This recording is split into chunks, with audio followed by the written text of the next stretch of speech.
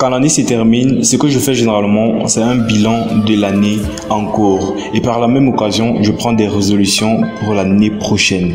Alors dans cette vidéo, je t'invite à appliquer avec moi 5 résolutions que j'ai décidé de mettre en place pour l'année prochaine afin d'être la meilleure version de nous-mêmes. Alors, c'est parti. La première résolution que j'ai décidé de mettre en place pour l'année prochaine, c'est de ne plus toucher mon portable dès le réveil. Plus de 80% des personnes qui ont un téléphone portable, dès leur réveil, la première chose qu'ils font, c'est de le prendre et de commencer à le manipuler. J'aimerais de ce fait que vous me dites en commentaire ce que vous faites en premier lorsque vous vous levez le matin. Lorsque nous prenons notre téléphone tôt le matin, généralement, c'est pour se rendre sur les réseaux sociaux, ce qui n'est pas une très bonne chose pour notre cerveau. Et vous allez comprendre pourquoi. Le matin, dès qu'on vient de se réveiller, c'est le meilleur moment pour assimiler le plus de choses. La plupart des informations que l'on reçoit à ce moment-là restent dans notre tête tout au long de la journée. Alors, lorsqu'on se réveille et que l'on prend notre téléphone pour se rendre sur les réseaux sociaux, à scroller la vie des autres, on commence directement à s'apitoyer sur nous-mêmes. On se dit, mais pourquoi lui il a une Lamborghini et moi qu'est-ce que j'ai? Rien. Lui il a des beaux abdos, mais elle est si belle. Ce qui envoie des informations plutôt négatives à notre cerveau. Il y a un adage qui dit, dis-moi comment tu commences ta journée et je te dirai comment tu la termines. Il suffit qu'à votre réveil, vous recevez une mauvaise information, une mauvaise nouvelle pour que cela vous perturbe toute la journée. À la place de commencer votre journée par toucher votre téléphone portable et le manipuler, on peut commencer une journée en priant si on est croyant. Juste une petite prière pour remercier le ciel de nous avoir donné le souffle de vie. Des milliers de personnes meurent chaque jour dans leur réveil et donc il serait plutôt normal de remercier le ciel de nous avoir accordé le souffle de vie une journée de plus. Un autre moyen de commencer sa journée est de lire, que ce soit un livre, que ce soit nos cours, parce que comme je l'ai dit, c'est le meilleur moyen pour assimiler le plus de choses. Alors lire un cours à ce moment-là serait grandement bénéfique.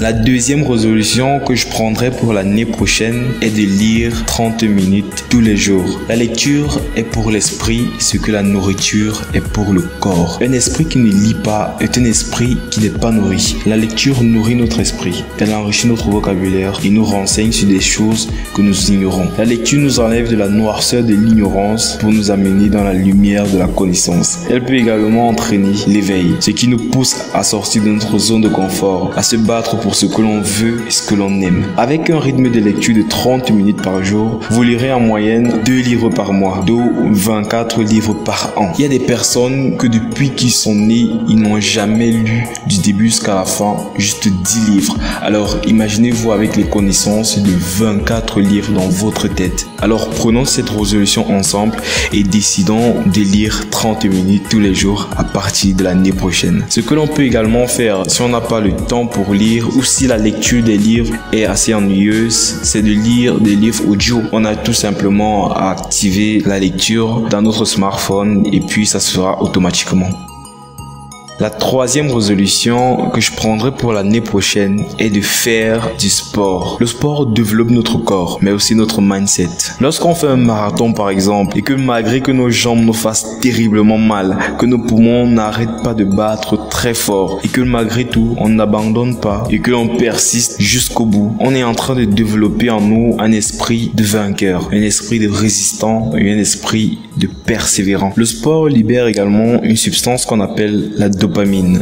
C'est la même substance qui est libérée lorsqu'on voit une jolie fille, une très jolie fille passer dans la rue et que notre cœur s'emballe. C'est également la même substance qui est libérée lorsqu'on est motivé à fond à l'idée d'atteindre un objectif. Elle est tout aussi importante pour l'épanouissement de notre corps que pour l'accomplissement de nos rêves.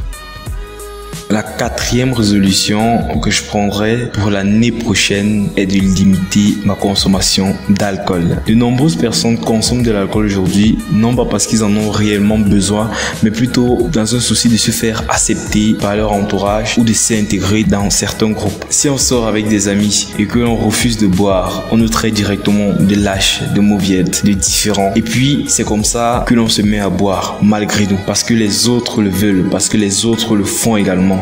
Et ça, c'est le cas pour plein d'autres choses. Il ne faut jamais se sentir obligé de faire quelque chose parce que certaines personnes le font également, mais plutôt parce qu'on a envie de le faire nous-mêmes, afin de ne pas dire ensuite l'enfer, c'est les autres. La cinquième et dernière résolution que je mettrai en place pour l'année prochaine est de respecter mes horaires de sommeil. C'est ça la vie. C'est pas toujours ça. Le sommeil est très important pour l'être humain en particulier et pour l'être vivant en général. Tout le monde dort, les animaux, les plantes, le ciel, etc.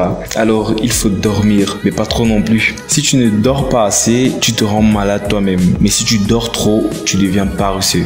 Alors il faut trouver le juste équilibre. Vous avez certainement entendu parler de 8 heures par jour. Mais sachez que le temps dont vous avez besoin pour dormir et vous reposer suffisamment est différent de celui dont moi j'ai besoin. Vous pouvez dormir 4 heures par jour et moi 8 heures. Mais tous deux, on est très bien reposés et on est en très bonne santé. Donc trouvez votre équilibre, trouvez le temps qui convient à votre corps pour se reposer suffisamment. Alors nous voici au terme de cette vidéo. Je vous souhaite de passer de très bonnes fêtes de fin d'année et on se dit à l'année prochaine.